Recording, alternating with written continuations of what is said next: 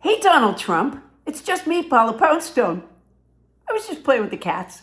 I switched elementary school districts in the town I grew up in when I went into the 5th grade.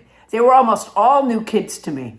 It was the first time I ever noticed the social hierarchy of the classroom, and I wanted to be liked. The coolest girl in the class, Robin Berlin, used to draw a simple daisy, and she would fill in her best friend's name in the center of the flower and write the names of her next tier of friends in the surrounding petals. God, I wanted to be a petal. And that's what I want to talk to you about. You want to be loved by everyone. So you should pick someone other than Todd Blanche to be the next United States Attorney General. Because anybody you pick is going to love you for it. We've seen that already. And anybody but Todd Blanche that you might be considering will probably hate you for not picking them. Let's face it, these people are not the cream of the crop values-wise. But Todd Blanche has already said that if you fired him, he would say, "Thank you very much. I love you, sir." So that's a sycophant in the hand. You give the job to a sycophant in the bush, you got two people who love you, right? You know I like you, Donald. So I think about your situation a lot. You can only give jobs to so many people, and there are only so many rich people for you to give tax breaks to.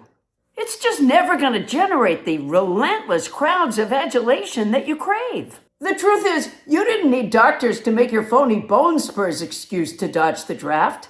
You could have had psychologists report on your insatiable desire to be loved, which makes you a national security risk. You would have given up Barry Sadler on your first day of deployment to Vietnam in exchange for a good bootlicking from the enemy. Between putting your face and name on federal buildings and your ballroom and your arc de failure, you seem to believe that you'll be beloved in the pages of history. You won't. All that shit is coming down a lot sooner than you think. Plus, more and more people hate you every day. I don't think you'll even lie in state. Of course you lie in states. You lie in every state.